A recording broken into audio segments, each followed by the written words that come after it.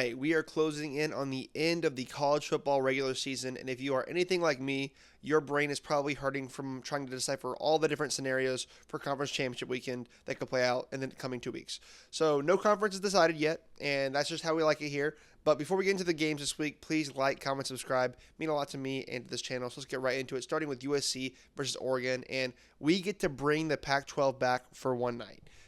We might as well host this game in Allegiant Stadium because this really reminds me of a Pac-12 championship game. And it's easily the biggest game of the entire weekend. At least we think it will be.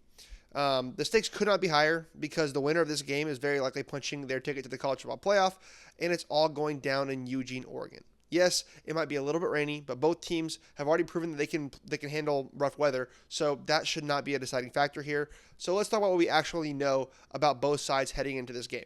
USC is not the smoke and mirrors team we've seen them in past years. They're more physical, they're more balanced, and honestly just a tougher version of themselves. You still get the elite quarterback play and the receivers you expect from USC, but now they also bring in a legitimate defense and a real run game to the table. That is a much more complete team. Oregon, meanwhile, is harder to figure out. And that's not necessarily a bad thing. Their schedule just hasn't given them too many major tests, but with each week, this talented young roster just gains more experience. Plus, they're also going to bring in some key guys back at the perfect time. As for Dante Moore, he has his ups and downs, but he is still a really solid quarterback. And he doesn't need to be Superman because Oregon's run game is strong. Their defensive front seven looks athletic and physical, and the coaching staff knows how to scheme to their strengths. So what does that mean for this matchup? At the end of the day, I am picking Oregon. Their ceiling is higher. They have the better staff. They have the better coach. They have home field advantage. And overall, I just think Oregon is the better team right now. Moving on to Oklahoma versus Missouri, and this week, Oklahoma enters one of the most important games of their season. Last week, they won their game against Alabama because of the defense, and that gives them a real legitimate shot to make the playoffs.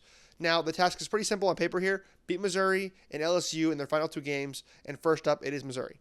They do get this one at home, but this game has all the signs of getting a little ugly and a little rocky. As impressive as that win over Alabama was, it doesn't exactly feel replicable. There are not very many games that you're going to win without putting together real sustained scoring drives. Oklahoma leaned heavily on turnovers to survive in that game, and that's not something that they've consistently done all season. So that's the real story for Oklahoma, is that they are a flawed team. They have an incredible defense, but their offense is extremely limited. And Missouri, they are no pushover. Now, I don't think they're quite as good as they're hyped up to be, but they are physical, they're disciplined, and they can make this game ugly. The matchup I'm watching is pretty simple. Ahmad Hardy versus Oklahoma's defense. Oklahoma has been elite at stopping the run all year, but Hardy is one of the best running backs in the country. So this is a classic something's got to give matchup. If Oklahoma can contain Hardy, I really don't trust Matt Zollers to win this game through the air.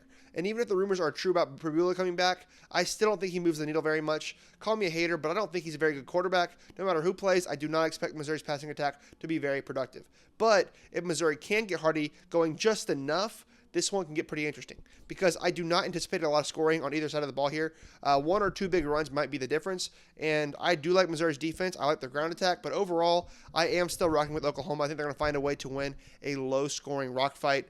Their offense is not perfect, far from it, but Mateer looks healthier, and I think the Sooners squeeze out just enough out of the sponge to get the job done.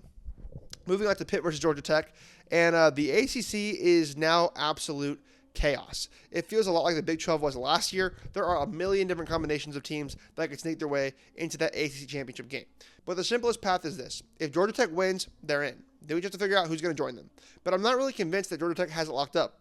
They looked pretty rough lately, and that performance against Boston College did not spark any confidence in me. So sure, they won, but it was a nail-biter. And Pitt, well, they didn't look any better when they got pants by Notre Dame last week. And at the end of the day, I do think Georgia Tech is the better team. But as usual, it's all going to fall on the shoulders of Haynes King. When he's hot, Georgia Tech is electric. When he's not, good luck.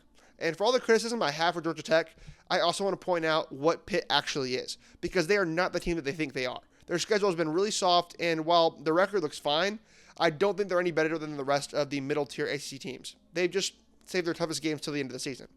Yes, they have a high-flying offense led by an impressive freshman young quarterback, but they also don't have a defense. And that offense has not faced many defenses with a pulse this year. So with all that in mind, I think Georgia Tech is the better team, and playing at home is going to give them an edge.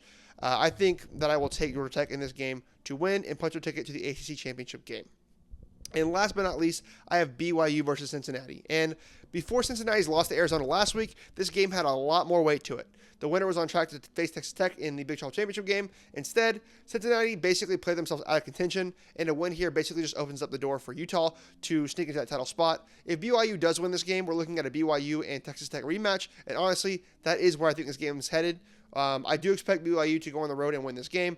Cincinnati just does not have the kind of personnel that Texas Tech had to slow BYU down. And I think that BYU is going to be able to out-physical Cincinnati, control the line of scrimmage, and run the ball very effectively. And defensively, I expect BYU to look like a version we've seen them in every other game except for the Texas Tech matchup. They've been solid all year, and I don't think Cincinnati has the tools to break down that consistently.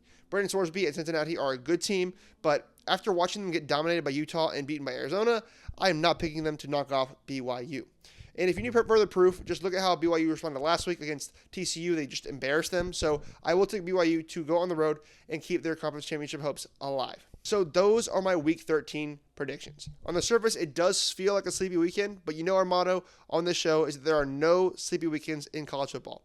You never know when an upset can come up, and even if there aren't any, this weekend will continue to make the playoff picture even clearer. I mean, like I alluded to earlier, there are so many different scenarios for Conference Championship weekend, and the games this Saturday are going to play a big part in deciphering that chaos. So I can't wait to see how it all unravels, and I can't wait to see you guys next time. Peace.